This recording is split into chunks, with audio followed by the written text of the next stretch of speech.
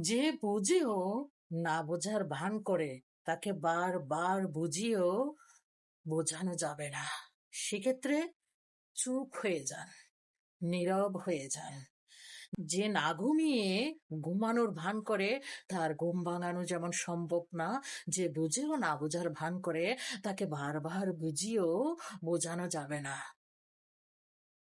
যেখানে কেউ আপনার শব্দ বোঝার চেষ্টা করে না, সেখানে নীরব হয়ে যান, সেখানে চুপচাপ হয়ে যান। মানুষ তখনই নীরব হয়ে যায় যখন সে বোঝাতে বোঝাতে ক্লান্তি অনুভব করে। সো যারা কাউকে বোঝাতে বোঝাতে খুব বেশি ক্লান্ত হয়ে গেছেন, আজকের ভিডিওটা তাদের জন্য। যেখানে আপনার শব্দের মূল্য নেই, আপনার শব্দকে বোঝার প্রসেসটা নেই, যেখানে আপনি কি বলতে চাচ্ছেন তা বোঝার চেষ্টা কেউ করে না, সেখানে অযথা সময় নষ্ট করবেন না, অযথা শব্দ অপচয় করবেন না। নীরব হয়ে যান, চুপচাপ হয়ে যান। ভালো থাকবেন সবাই।